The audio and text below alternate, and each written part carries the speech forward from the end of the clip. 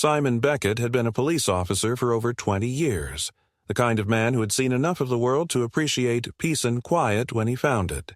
After finishing a long stretch of assignments with the Port Security Division, a job that had grown increasingly tense with the rise of smuggling cases, he decided it was time to buy a proper home, something outside the city where he could finally unwind without looking over his shoulder. The small riverside town of Ashfield seemed perfect. A slower pace of life, older neighborhoods with established boundaries, and enough distance from the city that few from work would be calling him on his days off. The house he chose wasn't extravagant, but it was solidly built, with a wide backyard that sloped gently toward a patch of old woods, and beyond that, the winding river that had once served as a working channel, but now was used mostly by weekend boaters and fishermen. The lot itself was a bit of an oddity. Decades ago, a narrow dirt track had run behind the row of houses here, providing access to the river for maintenance crews, and unofficially for local fishermen and boaters. But that was before modern land surveys had caught up with the old town maps. By the time Simon purchased the property, the track had long since fallen out of legal use, and the land had been formally incorporated into the adjoining lots. His property deed included the full stretch, all the way down to the tree line that marked the river's edge. Previous owners had simply let the back portion grow wild, but Simon saw potential in it. He had it cleared, leveled, and poured a solid concrete pad where he installed a top-of-the-line hot tub, a proper spa unit. More than just a tub, complete with adjustable jets and heating elements powerful enough to keep it steaming in the dead of winter. He also had a privacy fence built around the yard, not just to mark the boundary, but to keep the occasional wandering teenager or stray dog from treating his yard as a shortcut to the river. It wasn't long before he noticed one neighbor who seemed less than pleased with these improvements. Her name was Karen. She lived directly across the street in a slightly older house, one of those homes that had clearly once been well kept but now showed the telltale signs of neglect. Peeling paint, a sagging porch rail, flower beds choked with weeds. Karen herself was in her mid-60s, sharp-featured, with a perpetually pinched expression and a voice that could carry across the block when she chose to raise it. From what Simon gathered in idle conversations with other neighbors, she had been something of a self-appointed guardian of tradition in the neighborhood, particularly obsessed with maintaining access to the river. Soon after he moved in, Simon heard through the grapevine that Karen had been telling people the old track was a public right-of-way, and that no one had the right to block it off. Of course, this wasn't legally accurate. The town's planning office had confirmed as much when Simon went over the title documents. Still, Karen seemed unwilling to accept this reality. She never confronted Simon directly at first, preferring instead to make pointed comments to other neighbors or to glare across the street when he was outside. Then came the note. One chilly evening in late October, Simon came home from a shift to find an unmarked envelope stuffed into his mailbox. Inside was a single sheet of paper with a message typed in large, bold font. Remove your tub. The passage to the river was and is for public use. Last warning. There was no signature, but it didn't take a detective to guess who had sent it. Simon considered reporting it straight away, but decided instead to keep it on file and remain vigilant. He knew from long experience that not every neighborhood dispute needed to escalate to an official complaint unless it became necessary. But the note was unsettling, not least because it suggested someone had been watching his property closely enough to track when he wasn't home. He began to notice other signs, too. Footprints in the soft soil near the back fence that didn't match his own. A small section of fence that looked as though someone had tried to loosen it. Still, he didn't react publicly. His training had taught him that the worst thing you could do in a simmering conflict was to show too much emotion or to give the other party a reason to escalate. Weeks passed with no further incidents, and for a time Simon thought perhaps the message had been an idle threat. He maintained his usual routines, spent evenings in the hot tub when he was off duty, and continued to enjoy the quiet of his new home. But beneath that calm, he kept alert.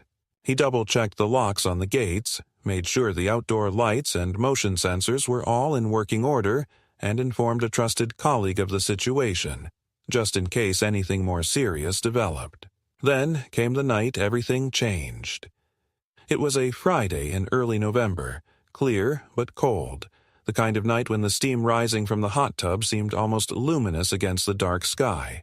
Simon had just settled in, a tumbler of bourbon resting on the tub's edge, when he heard the unmistakable sound of a vehicle engine revving, not from the street, but from the side of the house, near the side gate that led to the backyard.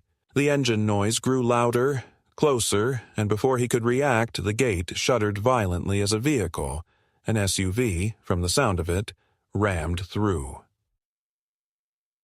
What happened next unfolded in seconds. The SUV burst through the broken gate, tires tearing up the grass, headlights flaring in the darkness. With a grinding screech, it plowed straight into the edge of the hot tub platform, shattering the concrete lip and sending a geyser of steaming water spraying across the yard. The force of the impact rocked the tub, nearly knocking Simon off his feet.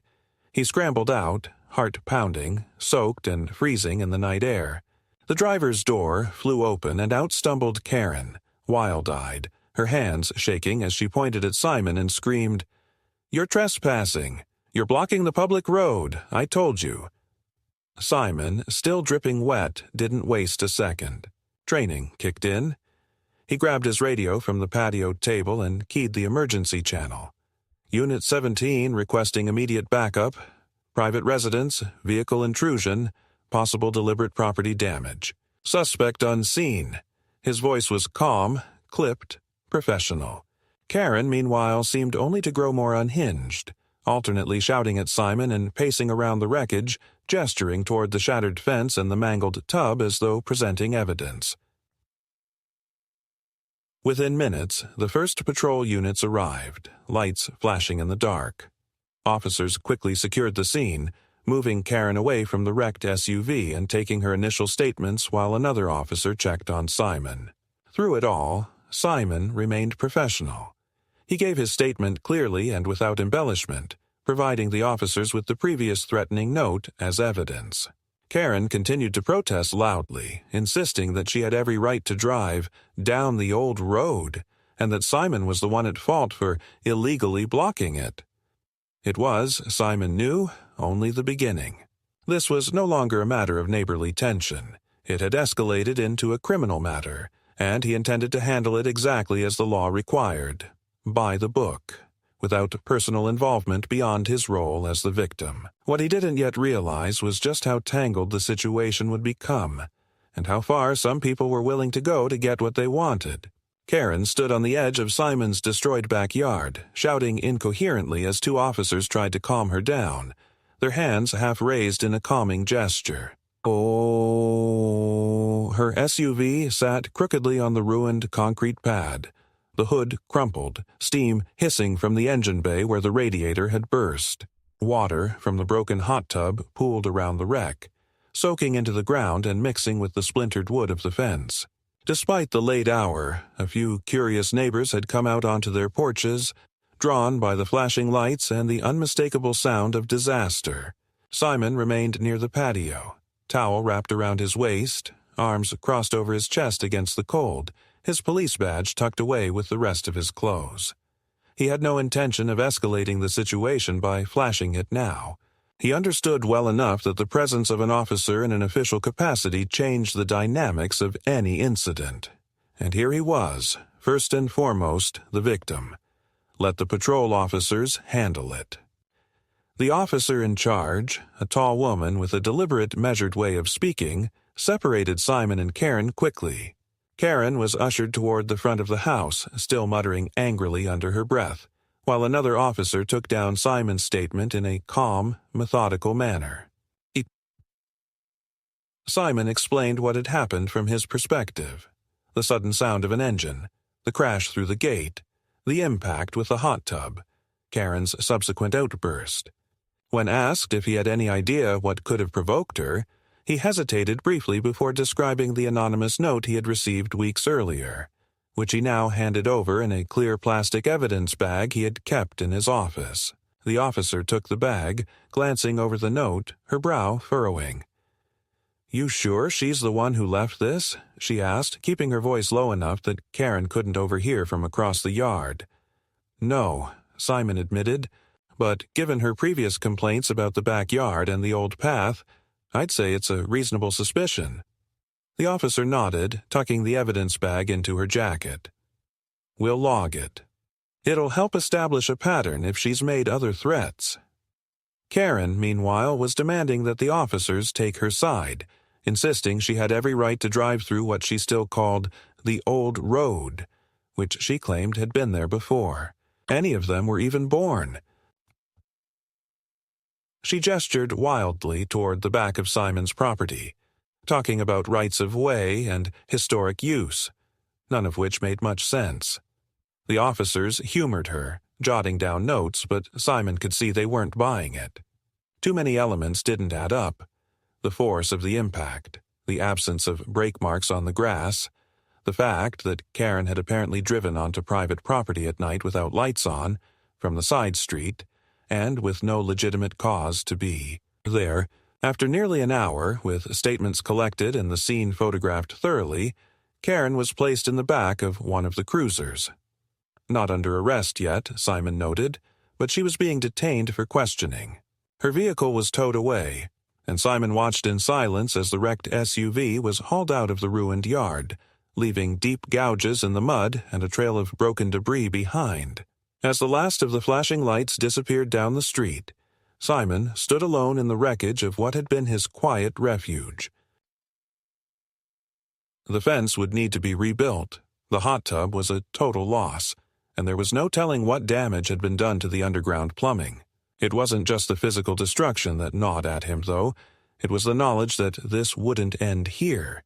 Karen wasn't the kind of person to accept defeat easily, and something about the way she had shouted, so certain of her right to be there, suggested to Simon that she believed she was in the right, no matter what the law or common sense said. The next morning, he got the first hint of how far Karen was willing to take things. He was sipping coffee at his kitchen table, trying to review the incident report the patrol officers had emailed him, when his personal cell rang. It was an unfamiliar number. He answered cautiously, expecting a follow-up from the police station or perhaps the insurance adjuster. Instead, the voice on the other end was cool, professional, and utterly unfamiliar. "Mr. Beckett, this is Annette Caldwell, legal counsel for Ms.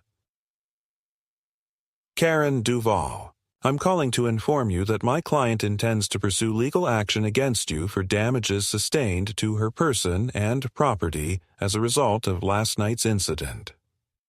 Simon blinked, sitting up straighter. "Excuse me?" "She contends that your illegal obstruction of a public right-of-way directly caused the collision, and she is seeking compensation for injuries and vehicle damage, as well as emotional distress." Simon had dealt with all manner of opportunists in his career, but this level of audacity was something else. "The property is mine. It's not a public anything, and she crashed a vehicle into my yard. I'm simply relaying her position," Caldwell said smoothly. "You'll be receiving formal notice shortly. In the meantime, I would advise you not to contact Ms. Duvall directly." The line went dead. Simon sat there for a long moment, staring at the phone, then set it down carefully. He wasn't surprised. Disgusted, maybe. Angry, definitely, but not surprised. Karen had clearly been stewing over this long before the crash, and now she was trying to flip the situation, turn herself into the victim, and him into the aggressor. Simon called his department's legal counsel, not to pull any favors, but to make sure he wasn't violating any internal protocols by defending himself. He explained the situation briefly, and the counsel advised him to retain a private attorney for the civil matter, but assured him that, based on what he described, he had acted entirely within his rights as a private citizen and would face no departmental repercussions. Still, it was a distraction he didn't need. Simon hired a local attorney specializing in property law and briefed him on the situation. They reviewed the deed, the property surveys, the county's official maps, all of which confirmed that Simon's lot included the disputed stretch and that there was no active easement or public right-of-way through his yard. In the meantime, the police department launched a standard review of the incident, as was required any time an officer was involved in a criminal case as a civilian. Simon submitted his reports, the 911 logs, and the photographs taken at the scene. He refrained from contacting Karen or responding to her legal threats directly, trusting the process to run its course. It was frustrating, but he knew better than to feed into provocations. Karen, however, had no such reservations. Over the next few days, Simon began noticing small things around his property. Trash dumped just inside his fence line, deep gouges in the soft earth near the backyard gate that suggested someone had been spinning tires there at night. A few mornings he found his mailbox hanging open, its contents damp from an early frost, though he could never prove anyone had tampered with it. He documented everything meticulously, logging incidents with dates and photos, but avoided confrontation. One evening, returning home after a shift, he found a small group gathered near the side of his property. 3 people he didn't recognize, standing close together, gesturing toward his yard and speaking in low tones. As he pulled into the driveway, they dispersed quickly, walking back toward the main road without a word. He made a mental note of it, but didn't engage. Instead, he checked his outdoor security cameras, the real kind, not the dummy units many homeowners put up, and confirmed that the cameras had captured clear images of the individuals loitering near his property. He forwarded the footage to his attorney and to the department, noting the growing pattern of harassment. His attorney, in turn, filed a formal complaint and restraining order request against Karen, citing not just the crash but the subsequent pattern of intimidation. Simon kept his routine unchanged. He went to work, he maintained his property, and he refused to react publicly to Karen's provocations. But beneath the calm surface, he was gathering evidence, waiting. He knew the law would move slowly, but it would move, and when it did, he intended to be ready. As the weeks rolled on, what had begun as a bizarre act of property damage and personal grievance steadily transformed into a larger, more insidious conflict, one that reached beyond the broken fence and shattered hot tub in Simon's backyard. The initial police reports were filed. The internal affairs inquiry regarding the false weapon complaint had already begun to wind down in Simon's favor, and yet the situation showed no signs of resolution. Instead, it began to metastasize in ways Simon had anticipated but hoped might not materialize. The first sign came in the form of a scheduled hearing notice, an invitation, if one could call it that, for Simon to appear before the Town Zoning Review Board. The enclosed complaint, authored by none other than Karen's attorney, alleged that Simon's recent installation of a privacy fence and hot tub structure had materially altered a historical easement providing river access for the local community. The fact that no such easement existed in current legal records was beside the point. The hearing, once docketed, would require Simon's participation and force him to publicly defend what should have been a clear and settled property right. Simon brought the notice directly to Rachel. After reviewing it, her expression remained cool, but there was an undeniable edge to her voice when she spoke. "They're escalating," she said plainly, "trying to shift this into the public forum. If they can't win in criminal court or civil court, they'll push through municipal channels to create noise and public pressure." Simon agreed. He had seen similar tactics before: turn a personal grievance into a public cause, whip up local sentiment, and leverage that unrest to force concessions. In law enforcement circles, it was a common feature of politically charged disputes, though it was rarely applied to something as ostensibly trivial as a backyard renovation. Yet, here it was. Rachel filed the necessary responses and scheduled their appearance before the board, cautioning Simon that the hearing itself was likely a formality, but that the real risk lay in the optics. If the board ruled even partially in Karen's favor, it could create a precedent that others might exploit. "This is about control," Rachel reminded him. "Not the fence, not the tub. Control over how this neighborhood evolves and who gets to make that call." Meanwhile, on the street itself, the atmosphere grew tense. A subtle but undeniable chill entered Simon's day-to-day interactions with certain neighbors. People he had once exchanged polite greetings with now offered curt nods or avoided eye contact altogether. He noticed unfamiliar cars parked for extended periods near the entrance to his street, their occupants seemingly content to sit and watch for hours. More troubling still were the anonymous flyers that began appearing in local mailboxes, including his own, accusing Simon of abusing his position and closing off public heritage spaces.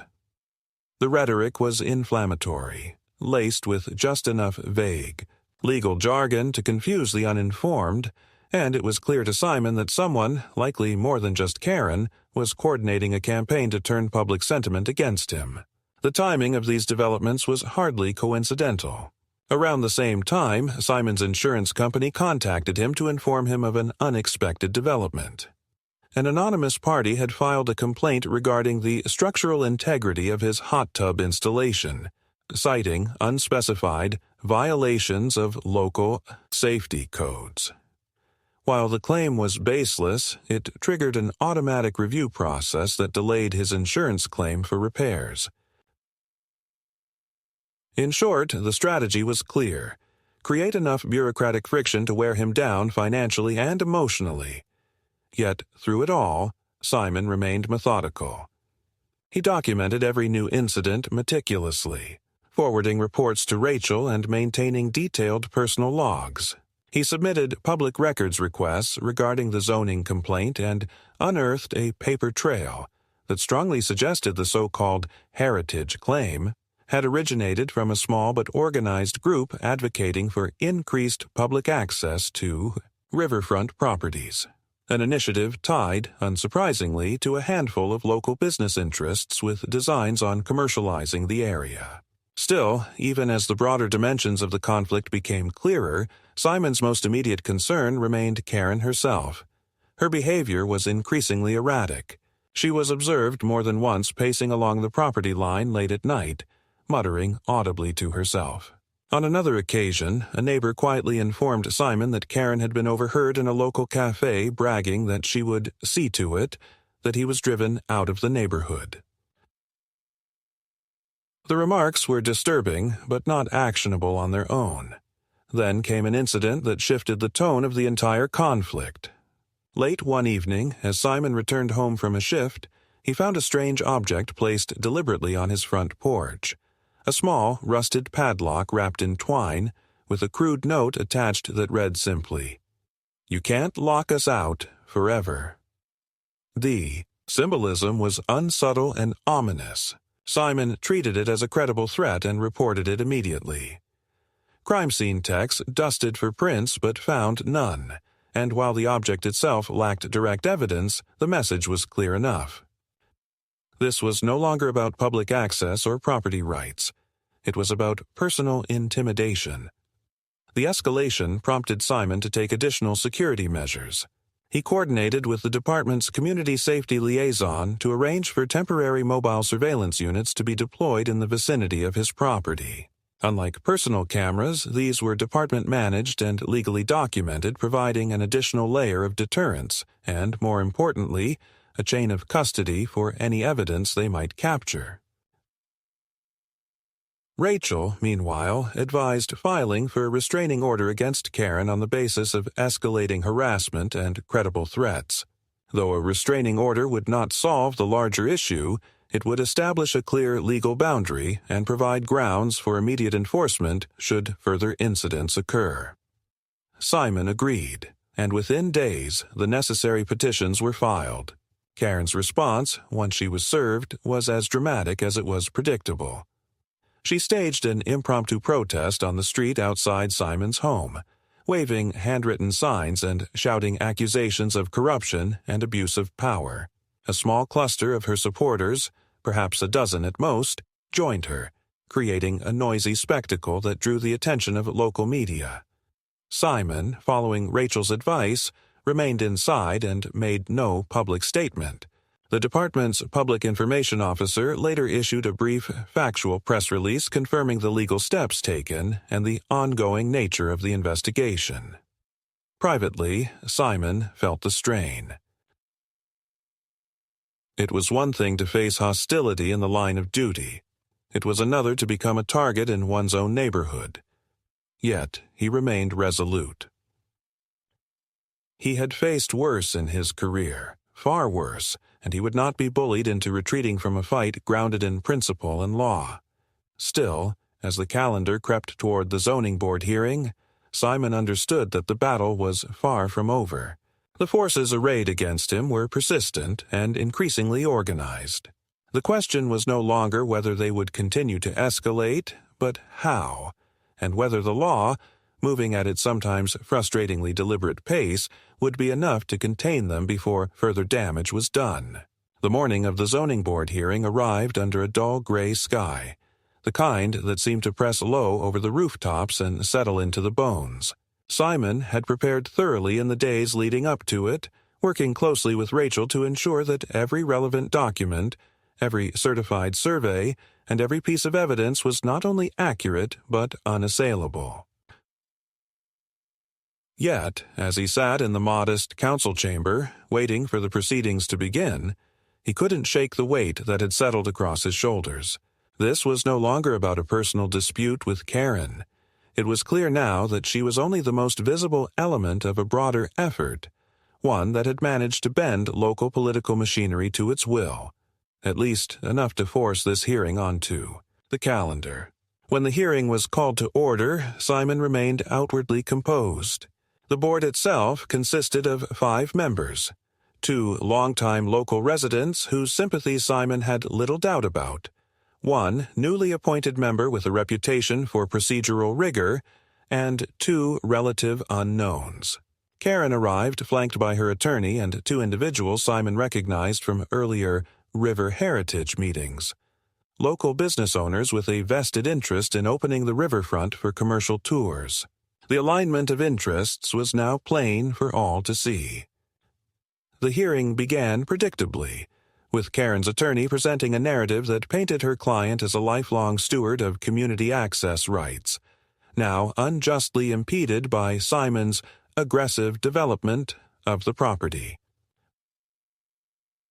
They cited old maps, none of which carried legal standing, and presented a handful of anecdotal statements from residents who recalled using the old path decades ago. The argument was built more on sentiment and local nostalgia than on any enforceable statute, but Simon knew better than to underestimate the emotional weight such appeals could carry in a public forum. When it came time for Simon and Rachel to present their side, they did so with methodical precision.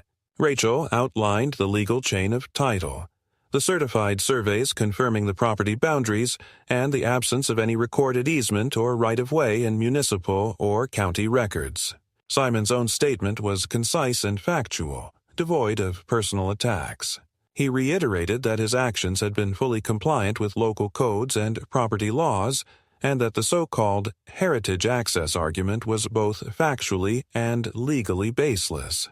Yet it was during the question period that the true nature of the opposition began to reveal itself. One board member, clearly aligned with the heritage group, pressed Simon repeatedly about his intentions regarding the property. Did he plan to allow future access to the river? Would he consider compromising to support community harmony? The subtext was obvious. This was about leverage, about pressuring him to cede ground outside the bounds of law. Simon answered each question calmly but firmly, reaffirming that while he respected the town's history, his property rights were clear and that any compromise would have to be grounded in legal fact, not sentiment or coercion. Rachel reinforced this stance, subtly reminding the board of their duty to uphold established law rather than yield to external pressures. As the hearing drew to a close, the board announced that a decision would be issued within 30 days, pending review of all submitted materials. The delay was expected, but frustrating. Every day the issue remained unresolved was another opportunity for Karen and her allies to stir public sentiment and further entrench their narrative. Outside the chamber, Simon found himself confronted by a small group of Karen's supporters, cameras already rolling as they hurled accusations and baited him for a response. He ignored them, making his way to his vehicle with practiced restraint. Yet, even as he drove away, a deeper unease settled in his gut. This wasn't going to end with the board's decision, regardless of the outcome. The opposition was too invested now, too emboldened by the spectacle they had created. That realization was underscored later that evening when Rachel contacted him with new intelligence. Through one of her contacts in the county recorder's office, she had learned that a request had been filed to conduct a new historical review of riverfront properties throughout the district. While framed as an academic inquiry, it was being funded by a shell group tied to the very business interests backing Karen's efforts. If approved, the review could be used as a pretext to challenge other riverfront property rights under the guise of heritage preservation. "This is bigger than your backyard, Simon," Rachel warned. "They're testing the waters here. If they can establish a foothold with your case, they'll move on to others." Simon understood the stakes. He also understood that the opposition's tactics were evolving. The crude intimidation attempts of the early weeks had given way to a more sophisticated strategy, one that blended legal maneuvering with public relations warfare. The false accusations, the orchestrated protests, the manufactured community outrage, all of it was designed to wear him down, to isolate him, to force him into a settlement that would serve their broader goals. But if they thought he would break under pressure, they had misjudged him. Simon had faced greater threats, more complex adversaries, and higher stakes in his career. He had learned the value of patience, of methodical preparation, and of standing firm in the face of sustained assault. This battle would be no different. In the days that followed, he doubled down on his preparations. He coordinated with department leadership to ensure full transparency regarding his involvement in the case, preempting any claims of conflict of interest. He worked with Rachel to compile a comprehensive dossier of the opposition's activities, including financial links, public statements, and procedural anomalies.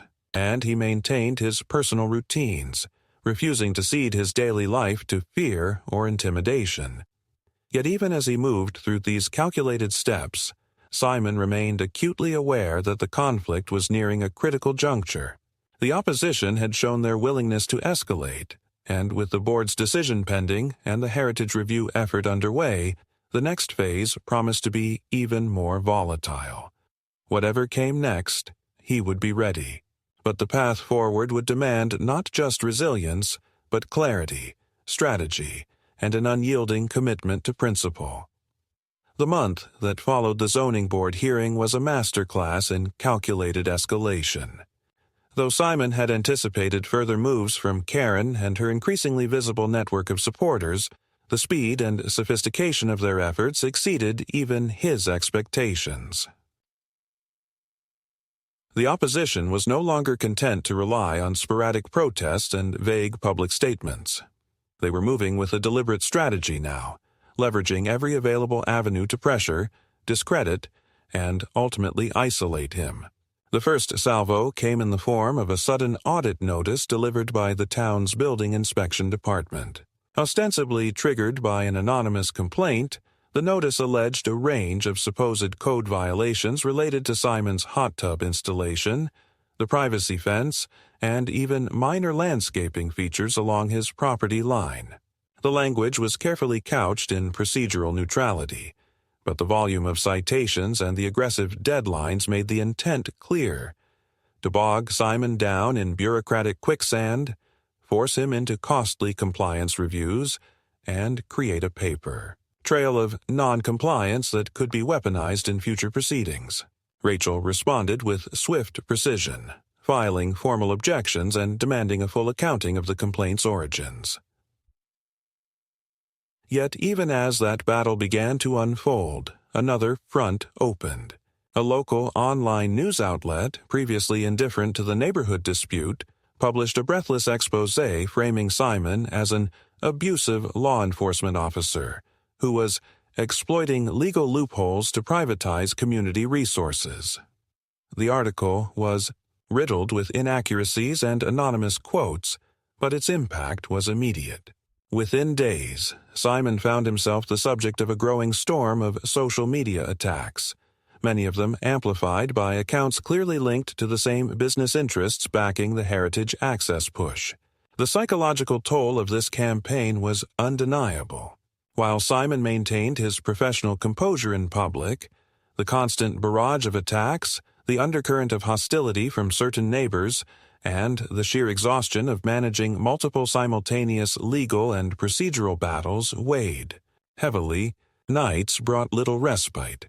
His property remained under heightened surveillance. The mobile units rotated regularly to avoid predictable patterns, but incidents continued.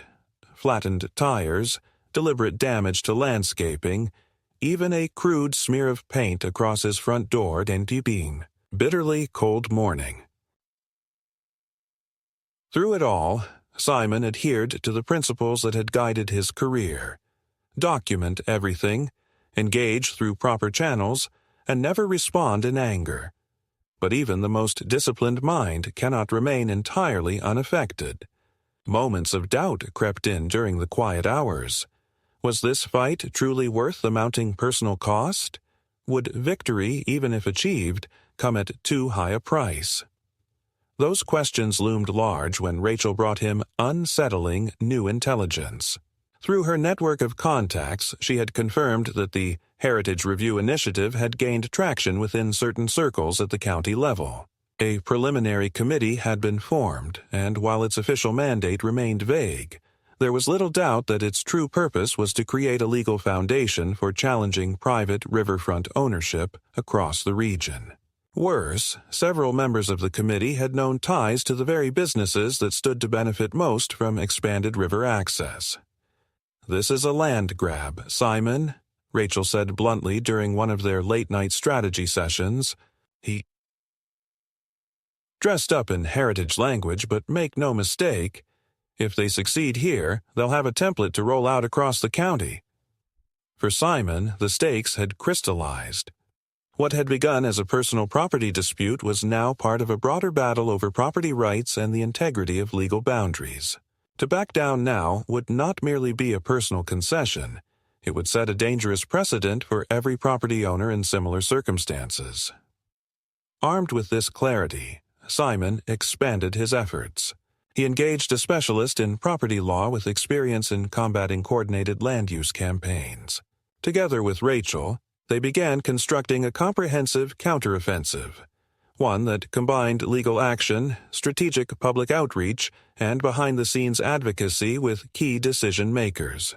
The goal was not merely to defend Simon's property, but to expose the underlying motives and connections driving the opposition's campaign. Progress was slow, and each advance was met with new forms of resistance. When Simon's legal team filed motions to compel disclosure of the financial backers behind the Heritage Review Committee, the opposition responded with a flurry of procedural delays and legal obfuscation. Meanwhile, Karen, emboldened by her newfound role as the public face of the movement, escalated her personal attacks. She filed yet another civil complaint, this time alleging intentional infliction of emotional distress and seeking punitive damages. The claim was laughable on its face, but its true purpose was clear: to drain resources and attention. Then came a more sinister development. Late one evening, Simon received an encrypted message from a trusted former colleague in the department's cyber unit. The message was simple, but chilling. "Heads up, saw your name and address circulating on certain fringe boards. Watch your six." It was a clear indication that the online campaign against him was bleeding into more dangerous territory. While no direct threats had yet materialized, The potential for escalation into physical confrontation could no longer be dismissed.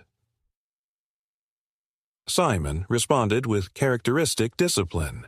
He implemented additional personal security measures, coordinated with department leadership to ensure rapid response protocols were in place, and informed Rachel, who in turn engaged a specialist in online threat assessment. Yet, beneath the methodical preparations, a deeper current of concern ran through him. This was no longer a controlled legal battle. The rules of engagement were shifting, and with them, the risks. Amidst this maelstrom, a surprising source of support emerged. Several residents who had previously remained silent began reaching out to Simon privately. Some shared stories of their own encounters with Karen's harassment. Others expressed quiet outrage at the manipulation of public channels for private gain. One elderly neighbor, a retired attorney, provided Simon with a trove of historical documents that further undermined the opposition's heritage claims, including evidence that the so-called public path had been formally vacated decades prior. These small but significant acts of solidarity bolstered Simon's resolve. He knew the road ahead remained fraught with challenges, but he was no longer fighting alone. The narrative was beginning to shift, and with it the possibility of a broader reckoning for those who had sought to distort the truth for personal advantage. Yet even as these currents swirled, the final act of escalation remained to be played. It came one crisp morning when Simon, returning from a pre-dawn run, found a crude effigy hung from a tree on the edge of his property, a grotesque caricature bearing his name and badge number. It was a calculated act of intimidation, designed to provoke fear and uncertainty. Simon responded not with anger, but with decisive action. The scene was secured, documented, and escalated to the appropriate investigative units. Forensics teams combed the area for evidence, while the department's leadership issued a rare public statement condemning the act and affirming their full support for Simon. The message was clear. The opposition had overplayed their hand. What had begun as a cunning legal and political campaign had now veered into overt criminality, drawing the scrutiny of higher authorities and galvanizing broader community support for Simon's cause. As the investigation unfolded and the legal battles pressed on, Simon remained steadfast. He knew the fight was not yet won. But in that moment, standing beneath the cold morning sky, he understood with absolute clarity that retreat was no longer an option. The line had been drawn. He would hold it, not only for himself, but for every principle of law and justice he had sworn to uphold. The weeks that followed the discovery of the effigy marked a pivotal shift in the conflict, both in tone and in momentum. The grotesque display, intended as an act of psychological warfare, had in fact served to galvanize official attention at every level. The department's leadership, previously cautious in its public stance, now moved decisively. A dedicated task force was assigned to investigate not only the immediate act of intimidation, but the broader pattern of harassment and coordinated pressure tactics that had characterized the campaign against Simon. Simultaneously, county authorities launched a formal review of the Heritage Committee's activities, prompted in part by the irregularities uncovered through Rachel's legal maneuvering and the mounting public concern over the manipulation of municipal processes for private ends. For Simon, these developments brought a renewed sense of purpose, though no relief from the relentless demands of the fight. He remained immersed in legal strategy sessions, coordinated closely with investigators, and continued to navigate the fraught social landscape of his neighborhood, where tensions remained high and divisions deepened with each passing day. Yet amidst the turmoil, a critical window of opportunity was emerging, one that, if leveraged correctly, could turn the tide decisively in his favor. That opportunity came in the form of a whistleblower. An employee of one of the businesses backing the Heritage Access Initiative, troubled by the escalating tactics and the increasingly criminal overtones of the campaign, approached Rachel through an intermediary. The individual, whose identity remained carefully protected, provided a trove of internal communications, financial records, and strategic documents that laid bare the true nature of the operation. Among the revelations were clear links between Karen's legal efforts and the funding streams controlled by the commercial interests, as well as evidence of direct coordination in the orchestration of public protests, online smear campaigns, and even the anonymous complaints that had triggered the building inspection audit. The implications were profound. With this evidence in hand, Rachel and Simon's legal team moved swiftly to amend their filings, introducing the new material into both the civil and criminal proceedings. At the same time, they coordinated with the task force to ensure that the whistleblower's testimony would be fully integrated into the broader investigation. The narrative that Karen and her allies had so carefully constructed was unraveling, piece by piece, exposing not a grassroots community movement, but a calculated campaign of coercion and deceit, driven by commercial greed. The immediate impact was felt in the zoning board's final decision, issued just days after the new evidence came to light. The board, now fully aware of the larger context and the legal weight of the certified property documentation, ruled unequivocally in Simon's favor. The complaint was dismissed in its entirety, and the board issued a public statement affirming the integrity of Simon's property rights and condemning the misuse of zoning processes for personal vendettas. Yet the true reckoning was still to come, and it arrived in the form of a grand jury indictment. Based on the task force's findings and the corroborating evidence provided by the whistleblower, multiple individuals, including senior figures in the commercial consortium and key members of the Heritage Committee, were charged with conspiracy to commit fraud, witness intimidation, and various other offenses. Karen herself faced charges of filing false claims, harassment, and criminal mischief related to the original incident and her subsequent actions. The courtroom proceedings that followed were intense, drawing considerable public and media attention. Simon, though deeply familiar with the mechanics of the legal system, experienced the trial from an entirely new perspective, as both a victim and a key witness. He testified calmly and factually, his composure and professionalism standing in stark contrast to the increasingly erratic and contradictory statements offered by Karen and her co-defendants. Throughout the trial, Rachel's strategic acumen was on full display. She methodically dismantled the opposition's defenses, leveraging the whistleblower's testimony and documentary evidence to expose the full extent of the conspiracy. The prosecution, bolstered by the depth of the investigation, presented a compelling case that left little room for doubt. What had once been framed as a simple neighborhood dispute was now incontrovertibly revealed as an orchestrated campaign of harassment and illegal coercion. The verdict, when it came, was swift and decisive. Karen and her co-defendants were found guilty on multiple counts, with sentencing to follow. The commercial interests behind the campaign faced substantial fines, legal sanctions, and the prospect of further civil litigation from affected parties. For Simon, the legal victory was complete, though the personal toll of the ordeal remained considerable. In the aftermath of the trial, the tide of public sentiment shifted dramatically. Many who had remained silent or uncertain in the face of the earlier campaign now voiced their support, expressing outrage at the depths of the conspiracy and admiration for Simon's steadfastness. The neighborhood, though still marked by the scars of division, began a slow process of reconciliation, with new community initiatives focused on transparency, accountability, and the reinforcement of legal property rights. For Simon, the experience had been transformative. He had faced not only a complex legal and personal battle, but a profound test of character and resilience. Yet, through it all, he had remained true to his principles, upholding the rule of law and the values he had sworn to protect.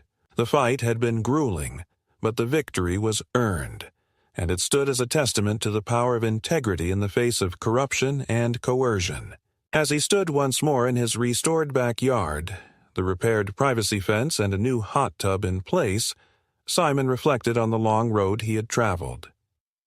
The battle had been about more than property lines or personal grievances. It had been a stand for the very foundations of justice and community, principles worth defending, whatever the cost. And in that moment, beneath a clear sky and the quiet murmur of the river beyond, he knew with absolute certainty that he would make the same choice again, should the need ever arise. The weeks that followed the trial brought a curious blend of relief, fatigue, and a quiet but pervasive sense of closure. For the first time in many months, Simon found himself waking to mornings unshadowed by immediate legal threats or the gnawing uncertainty of what new tactic his opponents might deploy next. The verdict had been clear, the evidence overwhelming, and while certain appeals and procedural loose ends remained in motion, the core of the battle was over. Karen's guilt was no longer a matter of debate, and the broader conspiracy that had sought to destabilize property rights in the community had been laid bare for all to see. Yet victory did not erase the scars of the conflict. The damage to Simon's property had long since been repaired, the privacy fence reinforced, the new hot tub installed with an almost defiant sense of permanence. But the more subtle wounds lingered. Trust, once casually extended to neighbors and local officials alike, now required a more measured calculus. Simon understood this was the price of hard-won experience, yet it saddened him nonetheless. The idea of home, once tied to notions of sanctuary and belonging, now carried with it a deeper awareness of vulnerability and the necessity of vigilance. In practical terms, life gradually resumed its familiar rhythms. Simon returned to his professional duties with renewed focus, though with an understanding that his profile within the department had shifted. The trial had drawn considerable attention, not only among the public but within law enforcement circles, and Simon's handling of the ordeal had earned him quiet respect among colleagues who appreciated the discipline and integrity he had demonstrated under pressure. Invitations to speak at training seminars followed, and while Simon was not one to seek the spotlight, he recognized the value in sharing the lessons learned from his experience. One such seminar, delivered to a group of mid-career officers focusing on community relations and property disputes, proved unexpectedly cathartic.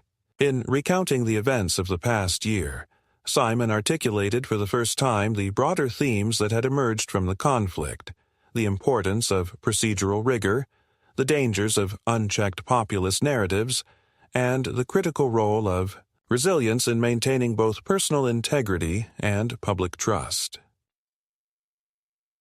The officers listened attentively, their questions thoughtful, and in their engagement Simon found a measure of closure that no court ruling alone could provide. Meanwhile, the community itself was undergoing a subtle transformation. The exposure of the conspiracy had prompted a wave of civic reflection. Public forums were convened, new transparency measures introduced into local governance, and a renewed emphasis placed on ensuring that legal processes could not be so easily hijacked in the future. Simon watched these developments with cautious optimism. The road to genuine community healing would be long, but the first steps had been taken.